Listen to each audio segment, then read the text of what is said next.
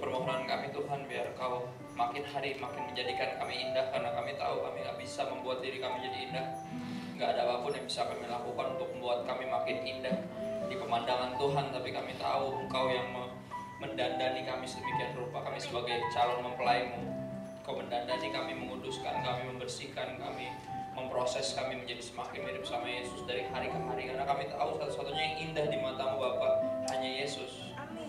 Dan jika kami makin menjadi semakin serupa sama Yesus, itu kerinduan kami. Biar dari semua pembelajaran kami ini Tuhan, udah sampai pasal 21 hari ini, biar Kau proses kami terus, biar kami ngiri ketika kami baca kisah para rasul. Kami ngiri, kami pengen jadi itu kesaksian hidup kami bahwa kami bisa powerful dalam Tuhan. Kami gak gitu-gitu doang, kami akan berdampak buat sekeliling kami. Itu permohonan kami, jadikan kami indah dari hari ke hari. Makasih Bapa, kami siap buka firman-Mu. Bicaralah, mampukan kami mengerti ya Roh Kudus. Bukan cuma mengerti dalam artian pengetahuan, tapi juga memampukan kami untuk berubah dari dalam. Karena kami tahu hanya Engkau yang mampu menggugah hati kami. Sedemikian rupa. Terima kasih Bapa, kami mohonkan pekerjaan-Mu Roh Kudus dalam nama Yesus. Amin. Shalom, sahabat semuanya. Hari ini lumayan seru. Udah tinggal berangkat aja, mesti ada bantuin orang tua dulu. Dan sampai di sini juga istriku mesti nyari baju karena bajunya bolong. Jadi lumayan seru sih hari ini. Dan habis itu aku mesti langsung cabut. Ada khotbah lagi 1:30 di mana namanya Jelambar. Jadi agak lumayan jauh. Dan nanti mohon izin, bukan yang nggak sayang, bukan yang nggak cinta, dan bukan yang nggak mau ikut perjamuan, pastinya pengen ikut, cuman tampak nggak bisa ikut hari ini. Oke? Hari ini sampai kisah Rasul 21, judulnya Greater Goal, tujuan yang lebih tinggi, gitu ya, tujuan yang lebih tinggi, target atau goal yang lebih tinggi.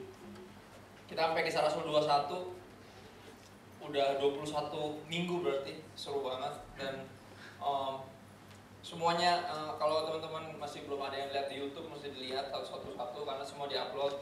Itu seru banget, bisa diulang-ulang, bisa di-pause dulu kalau agak kepanjangan dan udah pusing dikit, di-pause dulu, diulang lagi, dan kayak gitu-gitu. Itu buat kita sendiri. Dan Tuhan ngomong banyak banget lewat kisah para rasul ini. Ayat 21, jadi kalau lo lihat nanti nonton di YouTube, semua video ada yang likes, minimal 1 likes, itu gue. Jadi tapi gue suka gak enak like khotbah gue sendiri. Jadi kalau khotbah gue sendiri kadang gak ada likesnya, yang satu itu gak ada, itu gue berarti gue juga gak like. Karena gak mungkin kan like diri sendiri, kan jijik banget ya.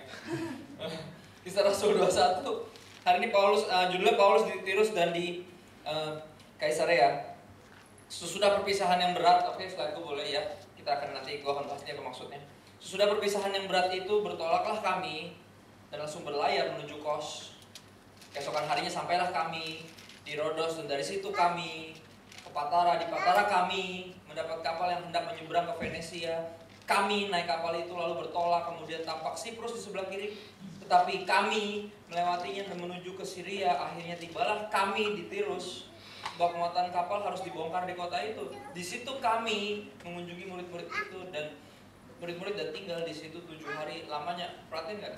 Ini kalau nggak baca kisah Rasul 1 sampai 20 baru ada mulai kata kami. Tadinya kayaknya Lukas cuma ceritain tentang Petrus, tentang Paulus, tentang Silas, Barnabas ya kan kayak. Tapi di situ juga disebut kami itu artinya ada dia. Jadi kita bisa bilang kayak gini, seperti yang gue selalu bercanda gitu. Gue bilang itu kisah seputar para rasul, cuma itu benar. Karena ini kayak, saya pernah baca gini, zaman sekarang tuh orang bisa nyari duit dari cuma ceritain perjalanan dia lagi liburan, tau gak? Iya. Namanya blogging, ngeblog perjalanan dia. Hari ini kami sampai di sini. Dan berasa nggak kisah para rasul ini seru banget. Jadi kayak semacam kayak gini, kayak dia tulis dia diary. Hari ini kita lagi ke, lihat tiba-tiba nggak ada. Tadi cuma kayak jelasin perjalanan dari sini ke sini, dari sini pindah kapal ke sini, terus tiba-tiba di sebelah kiri ada Siprus, tapi kita nggak ke situ, kita ke sana. Sampai sana kita cuma 1 hari, terus pindah lagi kemana? Kayak cerita perjalanan. Dan aku percaya kisah rasul sebenarnya kisah kita juga. Karena kita, kalau bisa bilang para rasulnya Tuhan, kita umatnya Tuhan, kan imam-imamnya Tuhan. Harusnya kita punya perjalanan yang seseru ini. Seseru ini. Kemarin aku khotbah di salah satu GBI di Bekasi, baru berapa bulan, GBI dari bulan Mei. Gereja kecil baru, ada satu perempuan kesaksian gila banget kisah perjalanan hidupnya. Selama 13 tahun anak pendeta, ditinggal mati muda sama papahnya meninggal di usia cukup muda, 38. dan langsung digoncang sedemikian rupa kehidupannya, dan perjalanannya seru banget. Aku bilang kayak wow, ini kayak baca kisah Rasul. Dan Tuhan ingetin aja, gue kayak di kalau kayak didongeng sama dia tuh, kayak dia dong gitu, kayak ditoyor. Kata Tuhan, semua perjalanan tuh kayak gitu. Semuanya perjalanan lu dan teman-teman lu semua yang lu kenal sebagai anak Tuhan, kata Tuhan, sebagai anakku, kamu akan punya perjalanan yang seseru itu sebenarnya. Cuman kamu nggak ngeh aja bahwa itu seseru itu. Kamu selalu wow sama kesaksian hidup orang. Kalau kesaksian hidupmu juga cukup wow sebenarnya. Kalau kamu sadari pekerjaanku dalam hidup mau kata Tuhan kayak gitu. Oke, ini ada satu film yang menarik banget. Ada 2 film tahun ini, dua-duanya terbit. Yang ini judulnya Holy Ghost, tentang pekerjaan Roh Kudus. Ini gila banget. Mereka satu tim pendeta, beberapa pendeta, sama satu kameramen sama sutradara. Beberapa kameramen dan sutradara, mereka cuman gini, gerak kemana aja Roh Kudus tuntun mereka. Jadi nggak ada skripnya filmnya. Sinting banget. Aku nonton ini dan lagi nyari DVD-nya, kalau ada yang bisa bantu cari ke luar negeri. Ini judulnya Holy Ghost, pengennya deluxe edition. Karena itu seru banget. Jadi mereka ada yang punya karunia untuk nyembuhin, yang kayak gitu-gitu. Jadi mereka jalan aja. Tiba-tiba di konsernya Korn lah. Tiba-tiba jalan ke India lah. Nggak jelas, mereka benar-benar pas sampai mendarat nih, terus langsung gini, semua dilihat-lihat. Kita ngapain nih? Tahu. Jalan. Terus banyak jalan direkam. Sinting banget kayak, apaan nih orang gila? Nggak ada skrip, nggak ada apa. Dia bilang sebagai sutradara film, dia bilang yang sutradaranya, ini tuh pengalaman tergila yang pernah saya jalanin, karena saya nggak pernah jalan tanpa nggak tahu mau ngapain. Dan benar-benar makanya sesuai dengan judulnya Holy Ghost atau Roh Kudus. Filmnya dibimbing oleh Roh Kudus, perjalanan itu kayak gitu, kayak tadi, kayak kisah Rasul nih. Kalau di filmin mungkin kayak gitu, agak random disebutnya. Dari sini ke sono kayak gitu. Menarik banget kalau ada kesempatan buat nyari ini nih, yang nerbitin kerjasama sama teman-teman dari Bethlehem. Bethlehem itu kalau pada nggak tahu itu yang Bethel Church. Bethel itu Hillsong-nya zaman sekarang. Oke, zaman dulu ada Hillsong, zaman sekarang Hillsong masih Hillsong tapi tiba-tiba ada Bethel. Oke, itu kayak trendy banget nggak sih kalau Bethel. Dan itu mereka kerjasama sama anak-anak itu, dan gue seneng banget sama mereka juga. Dan satu lagi yang menarik, kan ini udah dikeluarin DVD-nya juga, boleh diklik. Dikeluarin DVD-nya tapi juga gratis, bisa ditonton di YouTube. Nama movementnya Come and Live, itu isinya teman-teman dari movement, ada musik, ada hardcore, ada pokoknya tapi Kristen semua. Dan dia ada salah satu mantan orang yang kerja di record label, dia bikin pergerakan baru bahwa mereka bikin musik dibagi gratis. Jadi cara mereka cari duit gimana caranya ya, kalau ada orang yang booking mereka untuk omset. Jadi semua dibagi gratis. Mereka terus booking artis, jadi artis-artis yang pengen melayani Tuhan. Jadi unik banget, nggak nyari duit, benar-benar non-profit. Dan mereka jalan ke Kolombia dengan cara yang sama, bimbingan Roh Kudus. Gak tau mau ngapain. Dan ini direkam 1 jam 53 menit kalau nggak salah. Dan itu seru banget, nonton deh, gila banget. Ini ada di YouTube, judulnya Kolombia. Tadi namanya Come and Live. Di Twitter kok ada, di timeline. Kalau mau pada follow ya, kalau nggak follow, masuk bertobat, mesti follow. Masuk neraka kalau nggak follow, gue gila, serius. Enggak. Coba lihat ayat 4. Oleh bisikan Roh, murid-murid itu menasihati Paulus. Jadi perjalanan mereka tuh kayak gitu, kayak dokumenter yang aku bilangin. Perjalanan ini di kisah para rasul sejauh ini. Tapi kita baru ketemu di pasal 20 ayat ke-5, baru ada kata kami. Di situ Lukas baru join ternyata. Sebelumnya dia ceritain perjalanan mereka tanpa dia, tapi di Lukas 20 kita ketemuan di satu kota yang namanya, kalau lihat Lukas 20, ya kan, di situ mereka menantikan. Mereka itu berangkat lebih dahulu dan menantikan kami di Troas. Jadi mereka join di Troas. Di Troas tiba-tiba jadi dari siapa, dia ceritain tentang siapa, tiba-tiba jadi kami. Ada dia juga di situ. Udah mulai ceritain perjalanan dia. Mulai pasal 20 ayat 5 itu. Dan ayat 21 masih tentang kami kayak gitu. Ayat 4 bilang, oleh bisikan Roh murid-murid itu menasihati Paulus supaya ia jangan pergi ke Yerusalem. Kalau baca ayatnya secara sepintas pasti kita akan bingung, kayak Roh bilang jangan pergi ke Yerusalem. Tapi Paulus kok kayaknya ngelawan Roh. Enggak. Gini, kalau kita dengerin kata-kata Roh Kudus, kita bisa salah ngerti. Karena Roh Kudus seringkali bisa kasih tahu, bisa suruh. Dan di sini kalau kita lihat nanti Paulus kayaknya nggak menggubris suara Roh Kudus, bukan nggak gubris. Paulus bilang sama teman-teman yang lain, gue juga tahu Roh Kudus juga ngomong gitu sama gue. Roh Kudus cuma kasih tahu apa yang bakal dia alamin, bukan suruh menghindarinya. Dan ini dia yang aku bilang, seringkali nubuatan kita tuh jadiin semacam kayak gini, kayak apa ya? Kita tuh pengen jadiin hamba Tuhan tuh kayak semacam cenayang, kayak peramal, kayak habis ini aku bakal kenapa ya? Oh, kamu habis ini bakal ketabrak bajai. Akhirnya apa? Oh, yuk kita bilang ketabrak bajai, kita di rumah. Padahal tuh pendeta cuma kasih tahu lu bakal ketabrak bajai. Walaupun lu di rumah, bajainya nyamperin lu ke rumah. Ngerti gak? Enggak, bisa enggak? Itu final destination, oke? Okay? Ngerti gak maksudnya? Kita selalu berpikir nubuatan itu adalah upaya untuk melarikan diri dari penganiayaan yang akan datang. Nubuatan bukan upaya untuk kabur. Nubuatan bukan kesempatan untuk kabur. Nubuatan adalah persiapan untuk menghadapinya. Kita mesti tahu itu, karena Paulus tampaknya kayaknya gak nurut sama Roh Kudus. Tapi di sini murid-murid salah nangkep. Ketika murid-murid dengar dari Roh Kudus bahwa dia akan dianiaya di Yerusalem, mereka harus bilang, bro kayaknya lu gak maunya ke sana deh, kayaknya gak ke sana deh harusnya. Kita akan lihat orang gila ini, Paulus tuh gila. Kita kalau dapat nubuatan kayak gitu, percaya deh, ya kan? Nanti bakal tabrak bajai, percaya nggak? Nggak bakal naik bajai lagi seumur hidup. Bahkan nyebrang jalan aja Parno. Parno nubuatan 24 tahun yang lalu, lu bakal tabrak bajai. Lu masih aja nggak mau nyebrang jalan karena itu nubuatan kan pasti terjadi tuh, kayak gitu-gitu. Oke, kita lihat nih coba ya. 5, tetapi setelah lewat waktunya kami berangkat meneruskan perjalanan kami. Lagi masih tetap kami terus perjalanan lagi, lanjut lagi kayak baca sebuah blog traveling. Setelah lewat waktunya kami berangkat meneruskan perjalanan kami, murid-murid semua dengan istri dan anak-anak mereka mengantar kami sampai keluar kota. Dan di tepi pantai kami berlutut dan berdoa. Sedih banget sih, kayak gue mesti pergi katanya. Gue cuma bisa mampir di sini bentar banget. Semuanya datang dan berlutut berdoa sama-sama, kayak itu dia hamba Tuhan tuh segitu dikasihi harusnya sama yang dia layani. Saya pertanyaannya seberapa melayani? Biasanya hamba Tuhan yang melayani pasti dikasih sama jemaatnya. Kalau cuma nyuruh-nyuruh dong biasanya disebelin. Ya. 6, sesudah minta diri. Oke, sesudah. Jadi ya di ayat 4 kita lihat nubuatan pertama. Siapa yang ngomong? Holy Spirit. Roh Kudus bilang, the Holy Spirit said. Nubuatan pertama ya, nubuatan pertama. Ayat 5-9 kita melihat the trip continues. Oke, mereka mampir di mana? Ayat 6. Sesudah minta diri kami naik ke kapal dan mereka pulang ke rumah. Dari Tirus kami tiba di Ptolemais dan di situ berakhirlah pelayaran kami. Kami memberi salam kepada saudara-saudara dan tinggal 1 hari di antara mereka. Pada keesokan harinya kami berangkat dari situ dan tiba di Kaisarea. Kami masuk rumah Filipus pemberita Injil itu. Asik banget gak sih? Asik gak? Asik gak? Pengen gak punya julukan itu? Jadi bukan kita yang taruh pangkat F di depan. Kayak gini, di gereja ini gue dikasih F di depan. E sama V itu bukan singkatan dari kependekan dari evil, bukan. Evangelis, bukan setan, oke. F, V. Gue dikasih F di sini. Di beberapa gereja dengan sangat berani mereka kasih PS di depan. Pastor, wih, gokil abis. Dan bukan untuk mempesterkan diri atau mem-F-kan diri, bukan. Dan di sini Filipus pun sama. Dia julukan dia adalah Filipus sang evangelis, Filipus si penginjil. Pengen nggak kita dikenal sebagai itu?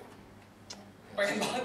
Dari semua, ada satu pendeta yang bilang dari semua julukan di Alkitab, ini satu julukan yang gue ngiri kata dia. Evangelis, Filipus sang penginjil. Gila. Karena abis julukannya, ya kan? Julukan kita kan kayak si Pade, pala gede gitu kan, kayak ya kan caplang, julukan dari kupingnya caplang, kayak julukannya sang penginjil. Sadis banget. Sadis banget. Dan gini, kita lihat dari sini. Kita lihat gak, mereka tuh benar-benar bergerak. Aku pernah khotbah ini bulan lalu, aku akan sebutin ini terus karena yang namanya movement. Ingat kekristenan muncul bukan sebagai agama tapi sebagai movement. Movement itu requires everyone to move. Gerak terus kan gak? Sehari pindah. Pindah lagi, dari sini baru nyampe ketemu berapa orang doang, hai dong, dada-dada, berdoa, pindah. Jalan terus, gerak terus, itu dia. Jadi sekarang banyak gereja udah gak gerak lagi. Geraknya di sini aja. Nggak jelas ngapain juga gerak-gerak. Ya pegel ya kan. Kita udah puasa yuk, udah lama nih. Gitu kayak mau ngapain kayak macam nge-gym tuh Pak. Kayak gue pengen main futsal ya udah lama deh nggak main futsal. Ada main futsal terus mati ya kan. Karena udah nggak pernah main futsal. Kayak bukan ini, enggak kegiatan gereja bukan upaya untuk kita menyegarkan rohani, bukan cara, bukan kayak gitu. Bukan keluar, gerak. Cari jiwa, hancurin keakuan. Itu dia. Movement requires everybody to move a lot. Bergerak sebanyak mungkin, sesering mungkin bergerak. Karena ingat Roh Kudus diambil dari kata dari apa? Dari apa? Dunamos disebutnya. Dasar kata dinamis juga. Dinamis itu artinya diam, woles, gerak, nggak bisa diam. Cacing kepanasan istilah duniawinya. Itu Roh Kudus akan bawa orang yang penuh Roh Kudus akan dunamos, kayak gitu, meledak-ledak dan nggak bisa diam. Nggak bisa diam. Kalau diam bawaan tuh kayak, kita ngapain nih kok, Kohen? Ngapain kita Kohen? Ini udah lagi ngapain? Kurang ngapain gitu? Mau ngapain? Gak tahu. Jalan aja dulu, nggak tahu pokoknya ntar Roh Kudus tuh. Itu dia. Itu orang-orang yang bikin film kayak tadi, itu orang-orang gila yang bikin film 2 film tadi. Gerak aja dah, ntar juga Roh Kudus kasih tahu kok kita bakal mesti ngapain. Nontonnya tuh di sini kayak dicambuk tuh kayak, apa sih gimana? Kata Tuhan, lah situ tuh kabar. Katanya movement. Mana movement? Where's the move in movement? Ada kata move di movement. Bahkan movement pun artinya pergerakan, bergerak coy. Ya kan? Ayat 8, pada keesokan berangkat dari situ tiba di Kaisarea, masuk ke rumah Filipus, pemberita Injil itu, yaitu satu dari ke-7 orang yang dipilih di Yerusalem, dan kami tinggal di rumahnya. Filipus mempunyai 4 anak darah, 4 anak perempuan yang beroleh, lihat, bukan yang mempunyai. Lihat nih, detail itu kita mesti ngerti. Karunia kita nggak punya, kita beroleh, dikasih. Beroleh, ngerti nggak? Memperoleh artinya mendapat. Bukan sesuatu yang kita punya, karunia kita nggak pernah punya, kita diberikan. Makanya mereka disebut apa? 4 anak darah, 4 anak perempuan yang beroleh karunia untuk bernubuat. Dengerin, ini 4 nabiah, kemampuan bernubuat. Dan gini, mereka ngomong apa? Nggak ngomong apa-apa. 4 anak ketemu Paulus. Ingat Paulus, Roh Kudus bilang dia akan dianiaya di Yerusalem. 4 nabiah ini nggak ngomong apa-apa, cuman hahihi doang. Oh Paulus, ya namaku ini, namaku itu, namaku, ada 4 orang. Kalian katanya punya karunia bernubuat ya? Beroleh karunia bernubuat. Iya Pak. Oh, coba tebak, aku nanti di Yerusalem diapain? Kayak gitu kan? Kan? Enggak kayak gitu. Itu kita iseng-iseng aja. Aku tahu nih katanya pendeta ini punya karunia bernubuat. Ya kan, jadi pendeta punya karunia bernubuat nggak boleh cuma khotbah doang. Habis khotbah mesti ada sekitar 3 jam untuk membuatin satu-satu, ya kan? Direkam, di tape, nanti diulang lagi, dikirim nanti ke email masing-masing, ya kan? Dan kita uji benarkah dia Nabi Tuhan. Kayak serius lo memperlakukannya kayak gitu. Boleh nggak dia khotbah doang? Nggak boleh dong, kan dia punya karunia bernubuat. Loh ya boleh dong. Kalau Tuhan nggak suruh dia bernubuat, masa dia mesti lu buat? Lu buat, bukan lu buat. Lu buat aja sendiri, ya kan? Kadang dia bingung nih, kayak apa ya? Ya udahlah, kamu akan menjadi besar. Amin. Kayak gitu dong, kayak apa artinya? Badannya, apa palanya itu nggak tahu, nggak jelas. Ayat 10, boleh diklik slide berikutnya. Ya, kita akan nanti lihat. Kita baca dulu ayat 10-11. Setelah beberapa hari kami tinggal di situ, datanglah dari Yudea atau Yerusalem seorang nabi bernama Agabus. Agabus pernah muncul di Kisah Rasul 11. Ayat 28, dia pernah bernubuat bakal ada timbul kelaparan, makanya habis itu sang gereja langsung ngumpulin dana buat persiapan buat itu, buat kelaparan yang akan datang. Artinya sejauh ini nubuatan Agabus tokcer, ya kan? Dan Agabus ngomong apa tentang si Paulus? Ia datang kepada kami lalu mengambil ikat pinggang Paulus. Dia nabi banget, nggak pakai permisi kayak Paulus ya, nggak, langsung ditarik ikat pinggangnya. Tau kalau kayak kalau dia gombrong baju mungkin celananya melorot, gue ngerti. Ini bener-bener gila banget, ditarik langsung ikat pinggangnya. Itu ceritanya bener. Oh, Lukas bilang kayak gitu. Datang nih nggak pakai shalom, nggak pakai apa, tarik ikat pinggang. Gokil banget. Lihat. Sambil mengikat kaki dan tangannya sendiri, lihat gombrong kan, tarik ikat pinggang, dia ikat tarik kayak orang gila di lantai. Kayak ini, ngapain ini orang? Bos, ngapain bos? Serius lo? Oke. Ia berkata, demikianlah kata Roh Kudus. Ingat, ini nubuatan kedua. Sebenarnya nubuatannya sama persis isinya. Ini yang kita suka bilang sebagai konfirmasi. Ya kan, nubuatan pertama langsung dari Roh Kudus. Murid-murid dapat, kasih kepada temannya si Paulus nih, si orang gila tampaknya. Dan datang lagi seorang nabi yang dia punya profesi terjadi kelaparan itu, tokcer, dan datang dengan tindakan teatrikal itu. Di bawah dia ikat-ikat dirinya sendiri, dan dia ngomong, Roh Kudus bilang, beginilah orang yang mempunyai ikat pinggang ini akan diikat oleh orang-orang Yahudi di Yerusalem dan diserahkan ke dalam tangan bangsa lain. Nubuatan 2. Dan yang ngomong siapa? Seorang nabi.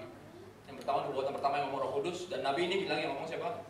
Roh Kudus. ada nubuatan, ada konfirmasi.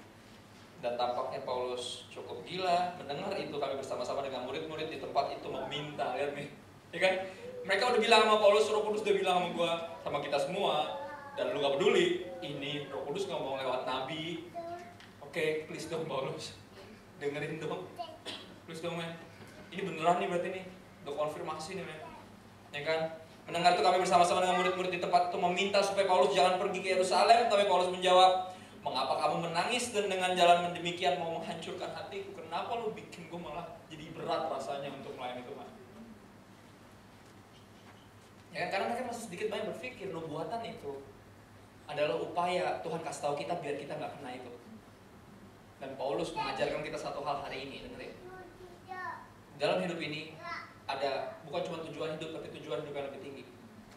Nubuatan dikasih bukan, aku bilang bukan untuk menghindarkan kita dari aniaya, tapi untuk mempersiapkan kita ketika aniaya itu datang. Oke, dan ada tujuan gini. Paulus kasih di sini tujuan yang lebih tinggi, menarik banget. Lihat deh, ayat 13. Paulus menjawab, mengapa kau menangis dan dengan jalan demikian mau menghancurkan hatiku? Sebab aku ini dia, the greater goal di sini. Sebab aku ini rela bukan saja untuk diikat, tetapi juga untuk mati di Yerusalem oleh karena nama Tuhan Yesus. Perhatiin kata-kata, sebab aku ini rela. Lihat nih, kehidupan kekristenan, kalau dengar apalagi dari pendeta macam kayak Erastus Sabdono, kayak stres loh dengarnya. Kok kayak berat banget ya? Nggak. Tujuan kekristenan bukan cuma taat, tapi rela untuk taat. Makanya Paulus bilang, sebab aku ini rela. Itu dia, karena kita bisa taat. Kayaknya taat itu tujuan akhir. Enggak, tujuan akhir bukan taat, tapi taat berdasarkan kerelaan. Ngerti ya? Bukan cuma kasih berpuluhan, tapi kasih berpuluhan dari hati yang rela. Bukan kayak, aduh, perlu ya, harus ya, aduh mengampuni, harus ya, wajib ya, kalau nggak pintu berkat tutup ya. Ya udah deh, yaudah nggak apa-apa deh, udah lah, biasa lah. Nggak rela. Greater goal adalah bukan cuma taat atau bukan cuma mau menderita bagi Kristus, tapi ada lebih tinggi lagi. Paulus bilang apa? Aku ini bukan cuma rela diikat, tapi rela mati. Greater goal. Dia bilang apa artinya? Dia bilang kasih sama murid-murid teman-teman yang lain, bilang apa? Hey guys, FYI ya, gue gak takut mati lo guys. Itu yang dia bilang. Gue bukan cuma rela diikat, mati aja gue rela buat Kristus. Dan itu dia, apakah kita rela? Ini, ya rela mau ngomong mati, hidup aja buat Kristus nggak rela, apalagi mati buat dia, ya kan? Makanya tadi kita bilang kayak, harus ya pelayanan, harus ya sisihkan dalam satu hari itu mesti baca Alkitab, harus ya Koher, harus ya ikut FC, harus ya hari Kamis ikut lagi, harus gak? Nggak harus, tapi lu mestinya pengen. Sebab aku ini rela, itu greater goal. Ya kan? Ayat berikutnya. Asik banget. Karena ia tidak mau menerima nasihat kami menyerah. Ya kan? Nah, Paulus please dong bro, mungkin ada yang nangis, ada yang ciumin kaki kayak man, come on man. Kayak serius tuh kalau lu mati kita pusing nih. Nggak ada yang segila lu kan gitu. Nggak kayak gitu.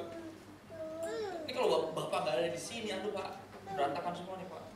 Jangan sampai ada orang yang memegang posisi Kristus di dalam gereja. Jadi ketika dia nggak ada, gerejanya berantakan, nggak mungkin. Nggak ada orang yang kayak gitu. Baru-baru ini seorang pendeta yang cukup berhasil menurutku, dan aku sangat lihat ke dia. Oke, dia resign dari gerejanya sendiri yang dia bikin. Dan gereja tetap apa? Seperti yang dia selalu gembar-gemborkan, gereja ini milik Yesus. Jadi ketika dia keluar, gereja tetap jalan. Itu membuktikan bahwa ini benar-benar Kristus yang punya gawe. dia yang punya acara.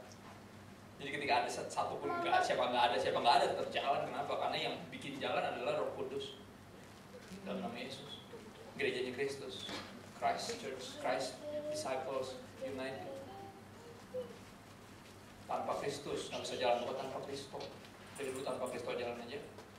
Sekarang tanpa Kristus lagi pasti jalan. Tanpa Kristus nggak bisa jalan. Tapi kalau kemampuan berorganisasinya bagus, tanpa Kristus juga jalan loh. Banyak gereja sekarang Kristus udah nggak ada. Bobo di belakang, di buritan. Pas menghadapi badai, canggih, jago nyetir semua, jago berorganisasi, orang CEO perusahaan ini. Roh Kudus kalau ditarik, mereka udah nggak ngeh, Roh Kudus udah nggak kerja. Mereka yang kerja, mereka udah nggak ngeh lagi, udah nggak ada bedanya soalnya. Yang penting WL-nya berbakat, khotbahnya dinamis, aman.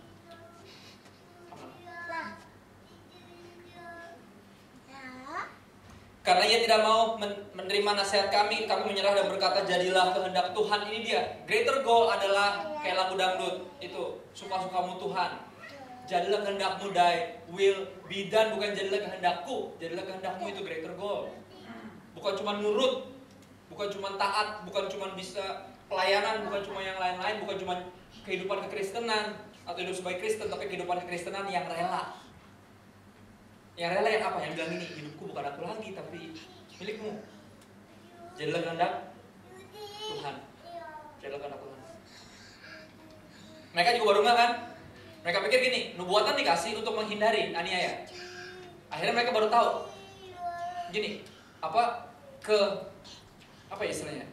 Kengototan Paulus ngajarin mereka satu hal, bahwa kehendak Tuhan pasti terjadi. Nubuatan itu artinya apa? Kita dikasih tahu apa yang akan terjadi, benar? Tapi bukan untuk menghindarinya. Mereka baru nggak, akhirnya apa? Jadilah kehendak Tuhan. Lihat. Artinya apa? Paulus akan dan kamu, Paulus ngomong gini, jika kamu beribadah kepada Kristus, kamu akan dianiaya, bukan bakal dianiaya, enggak. Akan tuh artinya pasti. Tinggal nunggu waktu aja. Kita dipersiapkan untuk itu. Persiapkan untuk itu. Pengkhianatan dalam hidup semua orang pasti pernah dikhianati, pernah dibohongin, pernah. Itu cuma ngajarin kita nanti kalau kita dirugikan orang lain, kita udah siap karena kita udah pernah melakukan hal itu dan kita memilih mengampuni. Nanti ada orang bukan cuma nipu lo, tapi dia benar-benar menyiksa lo, menganiaya lo. Dan Tuhan harus, Yesus menuntut kita untuk mendoakan mereka yang berbuat jahat kepada kita, memohonkan berkat bagi mereka yang menganiaya kita. Lihat kan, kita dipersiapkan untuk itu. Tapi banyak orang pengen kabur, tapi gue akan ceritain apa lagi maksudnya. Mulai 15, pertemuan Paulus dengan Yakobus, boleh di slide berikutnya. Oh, coba mundur lagi, kita lihat Yesus di sini. Yesus bilang, aku memberikan nyawaku, tidak seorang pun mengambilnya daripada aku, melainkan aku memberikannya. Jadi Yesus juga gak ada yang maksa. Bahkan bukan papahnya maksa dia, enggak, dia mau sendiri. Gue yang ngasih, gak ada yang ambil daripada aku memberikannya. Lihat, Yesus apa? Rela, greater goal, bicara bukan cuma taat, tapi rela untuk taat. Bukan cuma pelayanan, bukan cuma berkorban, tapi rela untuk berkorban. Kerelaan itu dicari sama Tuhan. Karena Tuhan gak pernah menghendaki, catat ini, ketaatan yang terpaksa gak lebih baik daripada ketidaktaatan. Di mata Tuhan sama aja. Kata Tuhan, kenapa? Males sebenarnya, gak usah. Siapa yang suruh kemari? Siapa yang suruh pelayan di sini? Gak mau sebenarnya gak mau. Yaudah. Tapi kan gak enak sama ini. Gak enak sama siapa? Lu bisa gak enak sama orang, tapi kok bisa enak itu sama gue, lu bisa pelayanan setengah hati. Padahal gue tahu hati lu. Kok lu bisa gak enak sama orang, tapi bisa gak cuek aja sama gue? Gak enak sama Kohel, kan gitu.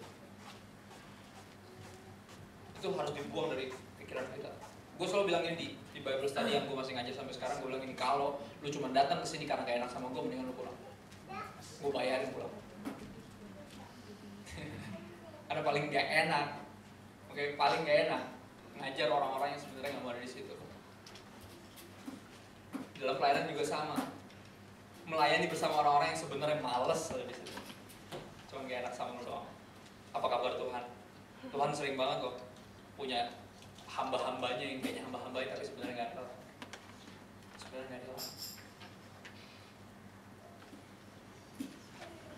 Slide berikutnya. Sesudah beberapa hari lamanya tinggal di Kaisarea, berkemaslah kami lalu berangkat ke Yerusalem.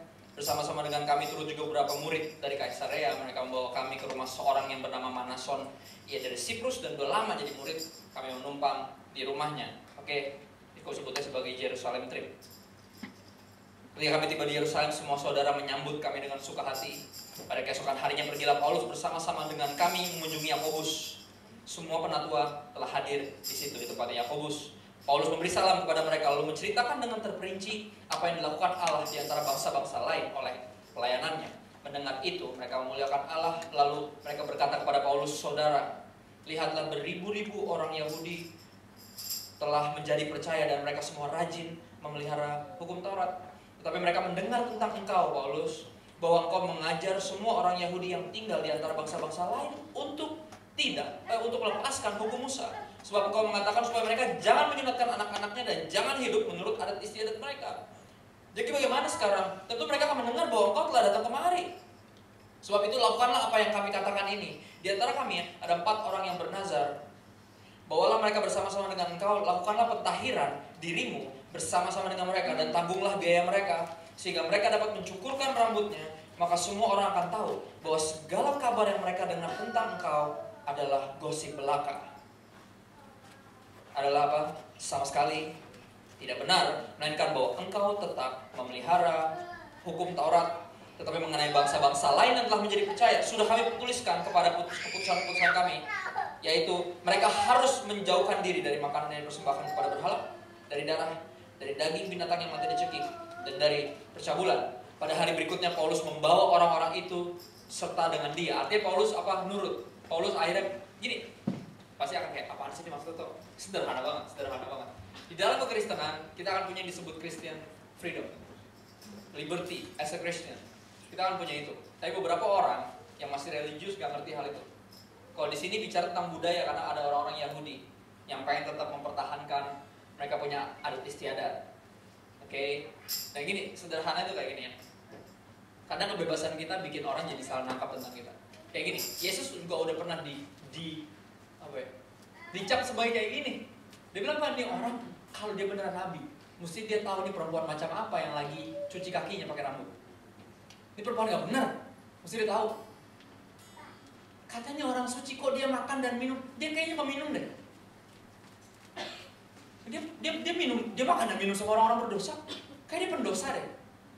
Lihat gak kebebasan Yesus mengganggu orang-orang yang religius, tapi gini, unik. Karena apa? Di dalam kebebasan Yesus, di dalam kemerdekaannya, dia sama sekali tidak berbuat dosa.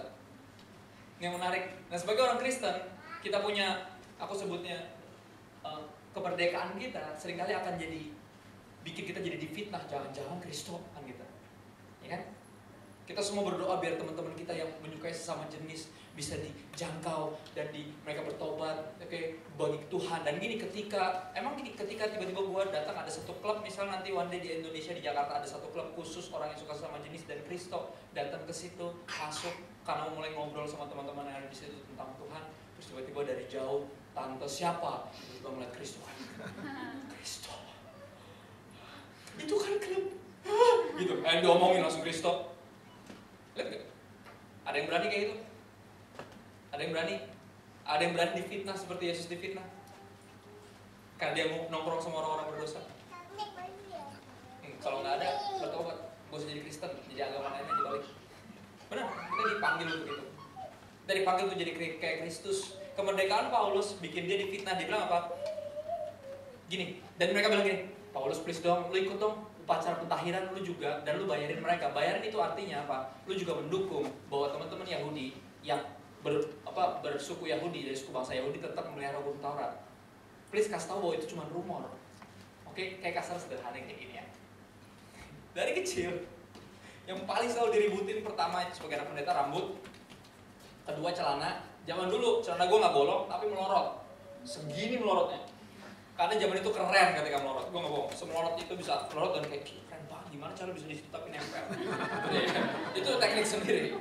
Oke, dari rambut, dari gelang, kalung, celana. Oke, sekarang ada celana bolong dan yang paling sangat singit, catat sangat adalah pantofel. Wih, di gereja gue zaman itu. Pokoknya atas boleh agak merdeka dikit, nggak usah pakai jas karena gerah, misalnya drummer bilang gerah, tapi harus pakai sweater, pokoknya semuanya mesti hitam, nggak boleh putih sama sekali. Udah kayak sekolah, zaman sekolah mesti pakai sepatu, nggak boleh ada putihnya sama sekali. Kalau nggak boleh masuk sekolah, buka sepatu at least. Jadi yang diributin adalah trending topik pada saat itu ketika gua zaman dulu pelayanan adalah pantofel. Seolah kalau nggak pakai pantofel Tuhan nggak mau hadir, karena dia tidak dihormati. Gokil. Gue kayak come on, give me a break, kayak Kristo, kamu tuh udah bikin Bible study, ayo udah pakai pantofel. Apa hubungannya Bible study sama pantofel? Siapa tahu gara-gara ngeliat mereka kamu pakai pantofel, mereka mau datang ke Bible study kamu. Oh, kalau demikian halnya, aku akan beli pantofel, aku akan ganti sepatu semua, masih jepit, gue ganti pantofel semua. Kalau gara-gara pantofel ada yang bertobat. Nanti gak, akhirnya Pak Paulus bilang, itu kayak gitu. Udahlah bro, pakai jas lah bro, apa sih susah pakai? Kayak gitu. Kata Paulus, oke deh. Dia ikut upacara pentahirannya tuh Paulus. Biar apa? Ini menarik, oke? Kemerdekaan orang Kristen. Ini sesuatu yang aku sebut sebagai menarik karena sebelum devosi kita dianggap berlebihan oleh mereka yang fasik, artinya orang-orang yang nggak religius sama sekali, nggak mau peduli tentang Tuhan. Oke, devosi kita berlebihan. Kita ke gereja, kita Bible study, kita ngomongin tentang Tuhan Yesus, kita dikit-dikit lagi saat teduh, kayak komsel di rumah, kayak susah banget diajakin jalan karena dia selalu lagi ngapain gitu. Lebay banget sih orang. Oke, sebelum kita dianggap gitu sama yang fasik, dan di satu sisi yang lain kemerdekaan kita dianggap kebablasan oleh mereka-mereka yang religius. Nanti maksudnya kemerdekaan yang kebablasan. Kalau belum kayak gitu, kita belum benar-benar seperti Kristus, karena Kristus sangat unik. Sangat unik, dia bisa sangat di welcome sama yang fasik. Karena apa? Dia biasa aja. Catat ya, Jesus itu righteous, tapi nggak self-righteous. Itu menarik loh. Karena semua pemuka agama pada saat itu, the religious elites dan semua pengajar-pengajar Taurat pada saat itu bukan righteous tapi self-righteous. Yesus righteous. Gak self-righteous, gak membenarkan, gak pamer kebenarannya. Dia bahkan sampai level tertentu dia pernah makan, bahkan sering makan gak pakai cuci tangan. Sengaja. Biar apa? Karena gini, kalau pendosa mesti bertobat dari dosa, yang religius harus bertobat dari agama. Itu kita doa. Dan kita harus di tengah ini. Jadi Kristen yang merdeka, tapi kemerdekaannya dengan tujuan. Dengan tujuan. Banyak orang yang udah malas sama gereja, akhirnya pendeta mikir gimana ya? Ya udah, gue juga mau sama gereja deh. Loh, salah. Kan gitu caranya, cuy. Kalau nggak mau gereja, nggak masuk gereja, tapi minggu lu juga mau gereja. Biar orang berpikir kayaknya gereja harus nggak sih? Ya perlu dong. Yes. Ya kan? Don't just go to church, be the church, bukan don't go to church. Don't just go, jangan hanya pergi ke gereja, bukan jangan pergi ke gereja. Hanya jangan dihilangin. Ya, di mana lagi kita bisa ngumpul ngomongin Tuhan Yesus dan itu sah? Ya di gereja, di mana lagi? Nggak lagi. Kalau kita mau merdeka di luar sana, kalau kita pengen ngejangkau yang, ya kan? Ya misalnya salah satu penulis lagu yang terkenal, lagu Kristen yang terkenal, ada bikin tato di seluruh tangannya dan segala macam. Gue bilang kalau lu mau ngejangkau yang bertato, oke. Tapi gini, gue bisa ngejangkau yang bertato masih pakai tato. Yes. Kenapa mesti kayak gitu? Oh, gue mau mengguncang mereka yang religius. Oke, yang ada akhirnya sekarang siapa yang terguncang gue tanya? Yes. Siapa yang terguncang gue tanya? Gini, teman-teman Gap, gue sangat menghormati mereka karena awalnya sangat pengen ngejangkau mereka yang di luar sana. Itu hatinya Kristus, gue setuju. Tapi ingat ketika kita terlalu merdeka dan kemerdekaan bisa kebablasan, jangan salah. Karena daging kita tuh lemah, hati. Ketika kita lagi nggak punya komunitas yang benar-benar sehat, yang masih Christ Center, yang aslinya cuma dulu yang penting nongkrong-nongkrong, ntar juga yang penting kita nggak aneh-aneh, kayak serius. Nggak pernah ada nongkrong iseng. Nongkrong harus punya misi. Yes. Kalau misinya nggak mau berpengaruh, akan terpengaruh. Sejarah yang bicara, bro banyak teman-teman Gate yang sekarang udah nggak pelayanan, bro banyak. Udah nggak punya misi, udah cuma asik aja sama dunia ini.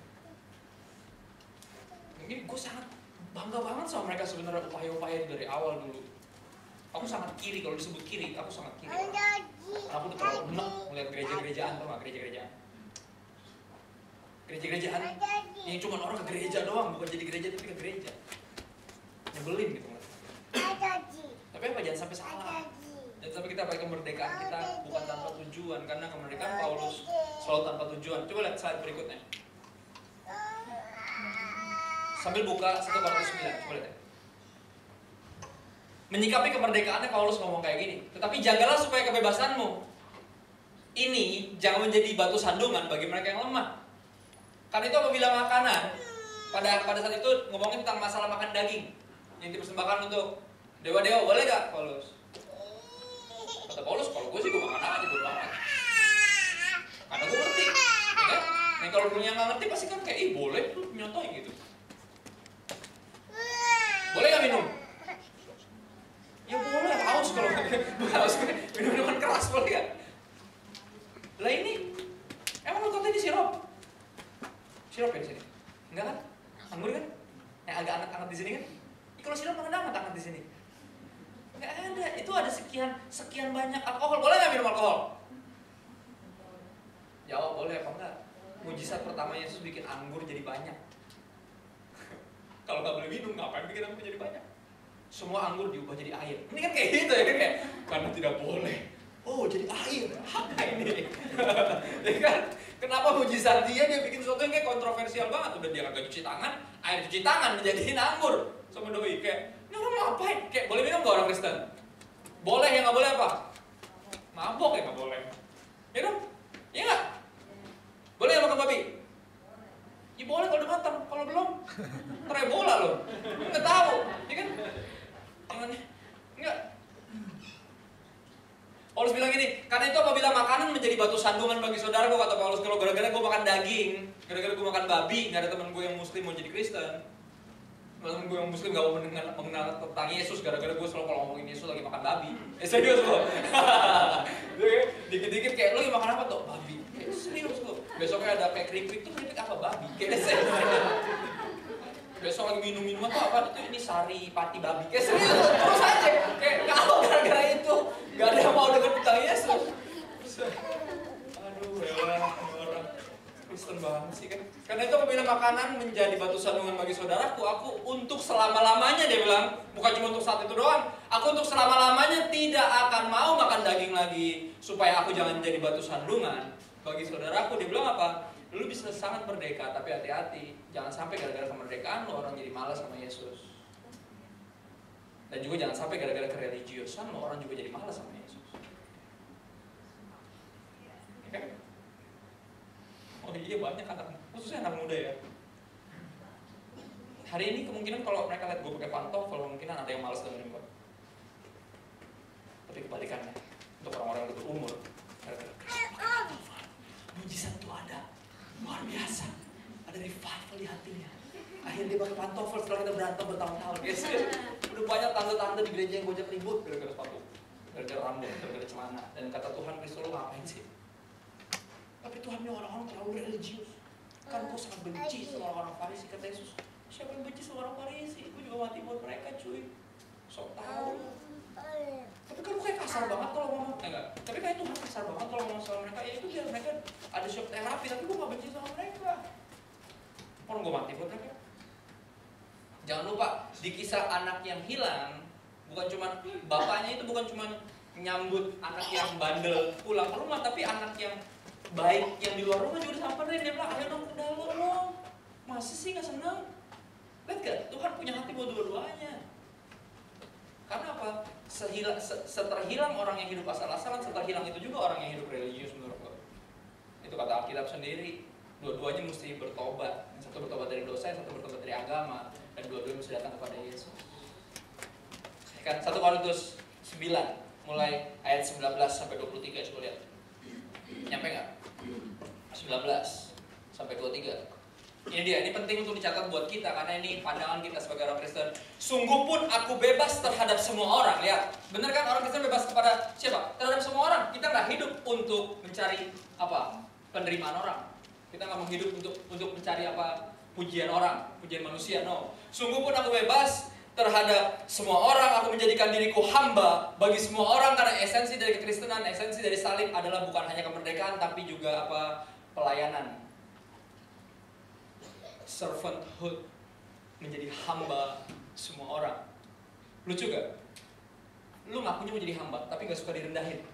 Apa kabar? Hamba itu merendahkan dirinya. Ketika lu merendahkan diri, lu jadi apa? Jadi rendah. Nah, lu ngerti gak maksudnya? Kenapa gak suka direndahin? Katanya mau jadi hamba. Hamba itu sebelum direndahin, dia merendahkan dirinya. Percaya atau enggak? Orang yang udah merendahkan diri gak bisa direndahin. Kenapa? Orang udah rendah. Kemana lagi? Bisa. Orang yang selalu merasa kayak, gue paling gak suka nih gini. Dia gak tahu apa gue udah puluhan tahun melayani di sini tanpa pamrih, tanpa PK. Dan itu orang kayak, lu pelayan Tuhan kayak gini momennya. Lu hamba kok kayak gini. Hamba itu nyantai aja kalau direndahin. Nyantai. Ya orang hamba. Lucu kan? Semua orang mengaku pengen jadi hamba Tuhan, tapi kalau disuruh-suruh gak suka. Aneh kan? Ya kan? Kayak lu ngelamar kerja jadi pembantu, tapi gak mau disuruh-suruh. Kayak pembantu zaman sekarang kan aneh ya? Jangan disuruh, nanti dia marah. Serius pembantu keluar kamu. Kayak ngapain lo pembantu gak mau disuruh-suruh, aneh. Ya kan? Itu gak? Hamba Tuhan gitu, ngakunya hamba tapi disuruh di sini suruh gak mau. Udah dia aja sendiri tuh senang sama keluarganya, pelayanan kayak, udah hamba Tuhan gitu. Aneh. Gue maunya disuruh sama Tuhan loh. Oke. Jadi kalau ada suara goib kayak Kristen, coba tolong itu dibantu dulu. Gembalanya coba tolong jemaat itu dijemputin dulu Kristen. Apa ini suara Tuhan? Aku harus uji dulu. Kata Tuhan kelamaan loh. Untuk seorang hamba melayani itu refleks, nggak usah kayak denger diuji nggak usah. Pelayanan aja udah. Nggak usah lama-lama bener. Ya kan? 20. Lagi ulang 19, sungguh pun aku bebas dari semua orang, aku menjadikan diriku hamba bagi semua orang supaya aku boleh memenangkan sebanyak mungkin orang. Demikianlah bagi orang Yahudi, aku menjadi seperti orang Yahudi, padahal dia emang orang Yahudi, benar kan? Supaya apa? Buat apa tujuannya dia terhadap yang religius, dia tampaknya jadi kayak proper religius, buat apa? Supaya aku memenangkan orang-orang Yahudi. Bagi orang-orang yang hidup di bawah hukum Taurat, aku menjadi seperti orang yang hidup di bawah hukum Taurat, sekalipun aku sendiri tidak hidup di bawah hukum Taurat. Menarik, tapi apa? Lihat penjelasannya.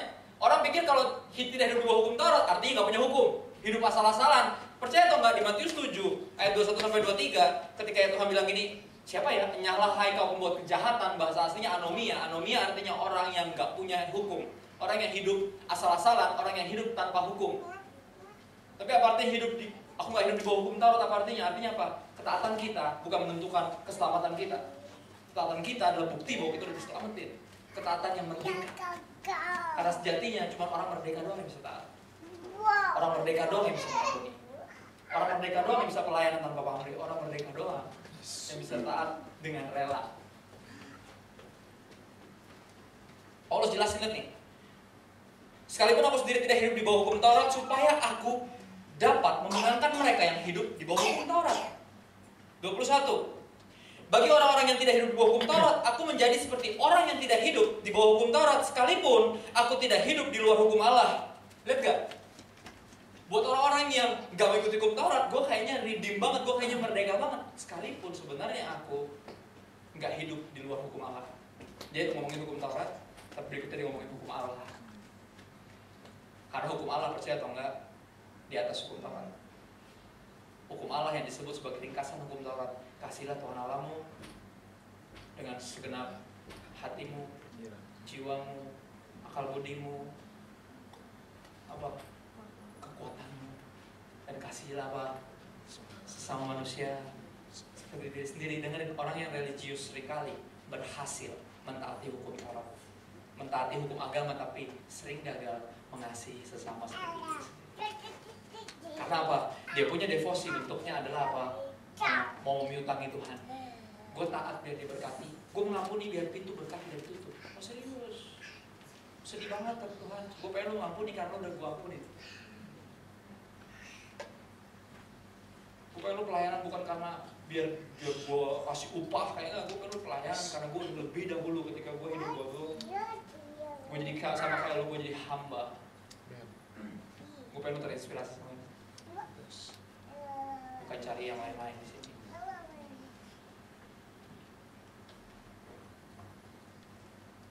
Dibilang lagi dengan secara lanjut lagi. Ulang lagi. Sekalipun aku tidak hidup di luar hukum Allah, karena aku hidup di bawah hukum Kristus, dia bilang. Supaya aku dapat memenangkan mereka yang tidak hidup di bawah hukum Taurat. Lihat, kita jadi apa? Jadi nggak religius. Kenapa? Karena kita mau memenangkan mereka yang tidak religius. Ya kan? Kalau dikit-dikit kayak gini, cuci tangan lu pada doa puasa. Bodoh amat lah tuh. Kalau lagi mabok, tanya kayak gitu. Gue puasa minum juga pernah. Doa puasa tuh puasa apa ya? Makan juga. Ngomong jorok juga. Puasa ngomong jorok juga.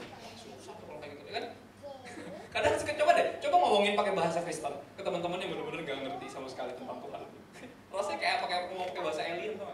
Kayak kalau pernah main The Sims, ada bahasa The Sims tuh kayak gitu. Kayak orang tuh kayak, what? Ngomong apa? Gak ngerti kok. kita kurang jalanan, terlalu alkitabiah, terlalu Kristen, sehingga orang lain nggak ngerti.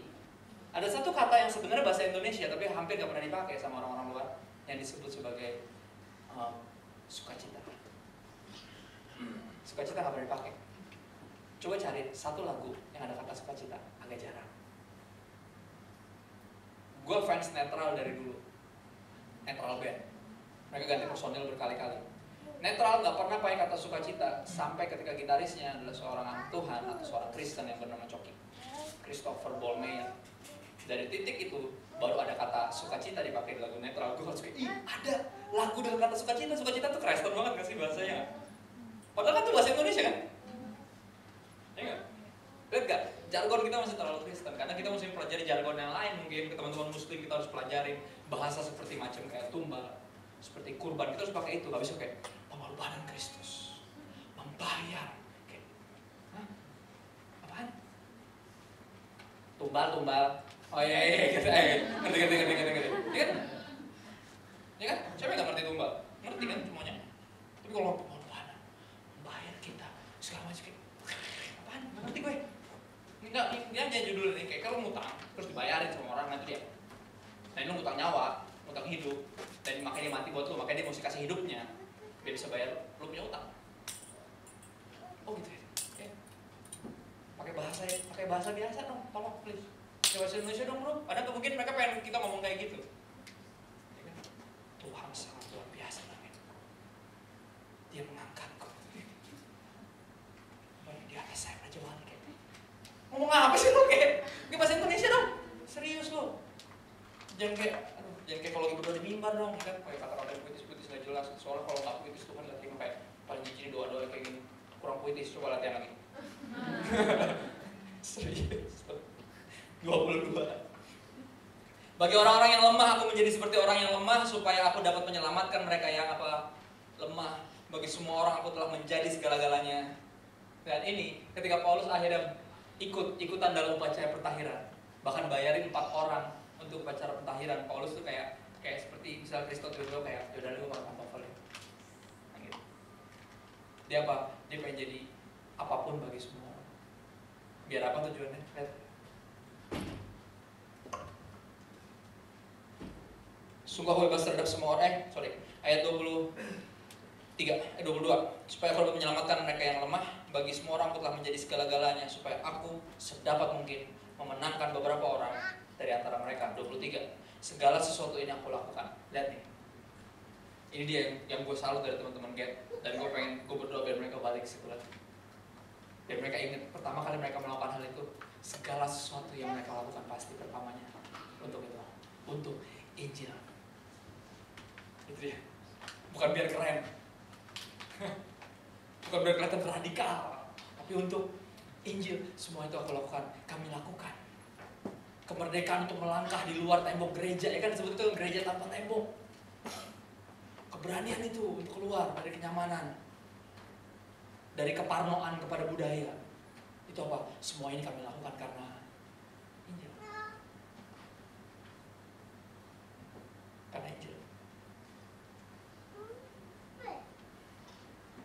Supaya aku mendapat bagian dalamnya. Dalam apa? Dalam Injil. Karena Injil, dengerin, berita Injil bukan cuma berita baik buat orang Kristen. Berita baik buat orang juga yang non Kristen. Bukan cuma buat yang agamis, tapi juga buat orang-orang yang sangat-sangat gak peduli tentang Tuhan. Buat semuanya. Paulus bilang aku lakukan semua ini karena Injil, supaya aku mengambil bagian di dalamnya. Karena Injil buat semua orang. Good news for everyone. Langkah apa yang kita akan ambil? Kalau cuma pakai pantofel tadi gue bilang, gue pakai deh. Pakai jas dong, kan ada perjamuan. Gue udah gak disini lagi, ini pakai jas. Pendeta tamu terserah dong. Mau pakai baju basket deh. Enggak bercanda. Serius baju basket. Mau ngapain bro? Ya kan? Coba lihat gini deh. Slide terakhir kita baca ayat 27 sampai 36. Banyak ayatnya. Kita baca speed read aja. Karena esensinya sederhana. Bahwa nubuatan pertama dan konfirmasinya digenapi. Mau baca di rumah aja? Beneran digenapi loh. Di Yerusalem Paulus ditangkap. Judulnya aja deh, coba lihat dah. Ada nggak dulu di situ bedain? Nggak ada kan? Ada harusnya. Paulus ditangkap, artinya apa? Nubuatan. Kalau Tuhan bilang, kalau Roh Kudus sudah bilang, pasti akan kejadian. Ya, slide terakhir coba lihat deh. Ini dia, sebagai orang Kristen yang dari dulu diajarin untuk berdoa biar kita nggak mengalami penganiayaan itu kan Tuhan Kristus, rapture Tuhan Kristus. Kita punya mental, aku disebut teologi kabur, teologi untuk melarikan diri. Percaya atau nggak rapture nggak ada di Alkitab? Nggak suka kan? Ya baca dong, baca sendiri, jangan dengan kata orang aja. Nggak pernah dikutik sampai seorang bernama Darby kutik itu di tahun 1800 sekian ya. 200 tahun terakhir doang baru ada teologi ini. Dan ini film berdasarkan, bukan berdasarkan Alkitab, tapi berdasarkan novel. Dan ini film terjelek yang pernah gue tonton, sorry. Secara film, secara cerita, pun secara teologi. Tapi lu pernah nonton dong? Ya. Pemuda harus pernah nonton, biasa pemuda atau remaja ya kan, suka nonton film apa ya? Tuh, ini aja Left Behind 1. Woi, muncul lagi yang kedua, ada antikrisnya. Aku takut. Serem abis. Gak mau dong ketinggalan, aku disiksa. Gak mau. Kayak serius kok. Kekristenan, seluruh Kristen mempersiapkan kita untuk menghadapi masa aniaya. Bukan untuk membuat kita punya mental kabur. Murid-murid punya mental kabur ketika dengar bahwa Paulus akan bilang, lu semua gak usah ke Yerusalem deh bro. Roh Kudus bilang lu bakal dianiaya di situ. Paulus bilang apa? Yang dia greater goal, gue bukan cuma rela diikat, gue rela mati buat dia. Itu Kristen yang rela, bukan Kristen yang takut. Di dalam kasih tidak ada ketakutan, kasih yang sempurna melenyapkan ketakutan. Ya kan? Kalau orang mau kawin aja udah takut cerai, nggak bakal bahagia perkawinannya. Tuh, tapi kan dia bisa selingkuh kapan aja, karena gue tahu. Ayo, kamu di mana? Sama siapa? Pulang jam berapa? Ada yang nganter nih? Kamu sama siapa? Berempat, cewek semua atau gimana? Kayak gitu kayak. Ruwet, hidupnya capek. Kekhawatiran nggak menambah sehasta hidup lo. Nggak pernah kekhawatiran menghasilkan sukacita atau menghasilkan kebahagiaan. Nggak pernah ada. Kebahagiaan adalah produk dari kepercayaan. Dan kepercayaan itu produk dari cinta. Cinta itu percaya. Cinta menutupi segala sesuatu. Ya kan? Nggak ada yang sempurna. Tapi apa yang bisa membuat kita menerima mereka yang nggak sempurna? Selain pertama ngaca, karena kita juga nggak sempurna. Yang kedua adalah apa? Cinta. Cinta. Makanya bahkan dunia punya jargon segila ini, cinta itu buta. Kalau nggak udah jatuh cinta tuh udah nggak bisa diomongin kan gitu. Oh sama. Paulus yang bisa diomongin? Nggak bisa. Paulus jatuh cinta sama Tuhan. Nggak bisa diomongin. Bro, ini ntar bakal ada kayak gini. Sok, eta ayo. Makanya gue ke situ. Tapi kan nanti kita kan untuk kabur lagi bilang, oke toh pandangan lu tentang rapture apaan toh? Sederhana pandangan aku. Kalau ada gue ikut. Kalau nggak ada gue siap kan gitu. You know? Rapture kan itu kan sebelum penganiayaan yang mengerikan itu, kita diangkat rame-rame sama Tuhan. Ya kan, jadi semua berdoa, Tuhan angkat gue dan gue gak kuat dianiaya, gue gak mau sebenarnya, bukan gak kuat doang, gak mau, kalaupun mau tapi gak kuat. Kalau ada gue ikut, kalau gak ada gue siap. Beberapa orang, bahkan istriku sendiri waktu kita masih pacaran emang, kamu pernah mimpi tentang aku ya? Rapture gitu, gue gak diangkat. Berapa kali saya kamu mimpi itu? 2 ya? Wow, gue tinggal nunggu 1 lagi dapat piring. Artinya apa? Kalau ada rapture berarti gue gak ikut. Ya kan? Perlu konfirmasi ke berapa gue tanya ya kan? Mimpi sekali, oke cukup ini 2 kali. Dan artinya Tuhan bilang kayak, ayo lu gak rapture lo kata Tuhan gitu. Enggak, Tuhan kita gak pernah nakut-nakutin kayak gitu. Tuhan bilang gini, gimana kalau sebenarnya rapture gak ada? Lu siap gak? Yes. Bukan cuma itu, greater goal bukan cuma untuk siap, tapi untuk rela. Ya kan? Kita akan dianiaya guys. FYI aja. Oke, kita akan dianiaya. Pertanyaannya, apakah bukan cuma lu siap, tapi apakah lu rela? Apakah Yesus worth it? Harusnya iya. Harusnya iya. Aku bukan cuma saja rela diikat, tapi rela mati bagi Kristus. Dan orang-orang yang kayak gitu nggak ada takutnya. Takutnya cuma sama Tuhan. Merdeka banget hidupnya. Tapi juga nggak segan-segan menyingkirkan kemerdekaannya, ya kan? Aku dulu memperjuangkan musik, teman. baju, aku perjuangin banget karena aku pikir apaan sih, jijik banget, mana dia mau datang ke pemuda kalau semua pemudanya mesti pakai rompi, pakai pantofel, kayak serius mau ngapain, habis itu ke klub terus jadi pelayan ya, pesan apa, kayak serius mau ngapain ini, kayak gak ada yang mau datang pasti. Aku perjuangan itu, kata Tuhan, ngapain perjuangan itu? Ada yang lebih penting yang mesti berjuangin dari perjuangan gitu. Karena aku ngerti sekarang apa artinya. Bahkan kemerdekaan pun harus kita rela taruh biar apa sebanyak mungkin orang bisa percaya sama Kristus. Dan yang pertama, yang pasti harus jangan segan kita taruh adalah religiusan. Terus taruh dari dulu. Yesus taruh itu dari dulu. Taruh itu dari dulu. Oke, greater goal bukan cuma siap untuk menderita, tapi rela untuk menderita. Oke, gimana? Siap left behind semuanya? Gak ada yang mau ya? Gak mau ikut. I won't be, lihat tuh, left behind, the end begins on October 3rd, ulang tahun gue. I won't be left behind. Kalau what if you do left behind? What if I on my birthday left behind? Ingat cerita itu di film itu? Kalau nggak mau nonton nggak usah, tapi kalau penasaran juga sejelek apa, tonton aja nggak apa-apa. Di hari ulang tahunnya, oke, Nicolas Cage, di hari itu pesawatnya harus mendadak. Dia suwe banget. Oke, istrinya diangkat ke surga, anaknya yang cowok diangkat ke surga, anaknya yang cewek yang bawel dan rese itu ada. Oke, dan dia juga ada di pesawat bersama orang-orang seluruh dunia yang jahat-jahat itu yang ditinggalin sama Tuhan. Ih, gila tuh, itu neraka men, serius. Semua orang dicopet, kayak gitu. Ini semua yang jahat, kenapa nggak ada yang diangkat? Kan yang jahat nggak bakal diangkat. Yang agama lain juga di film itu dibilang kayak gitu. Oke, kan gue kayak aduh ini kapan sih? Serius tuh. Kalau ada ya, ingat based on novel, wrote by, not based on. Yes. Jadi lu percaya rapture apa enggak tuh? Gue percaya Kristus kok rapture. Bodoh amat rapture. Kalau ada gue ikut, kalau nggak ada gue siap. Pertanyaannya apa kita siap? Apa kita rela? Itu dia. Ini nanti kita akan merayakan kerelaan Kristus. Dia nggak pernah dipaksa sama bapaknya, nggak pernah dipaksa sama bapak untuk mengorbankan diri. Dia rela. Dan itu yang Tuhan cari dari kita. Orang-orang yang kayak dia, yang rela. Rela. Oke, mari kita berdoa.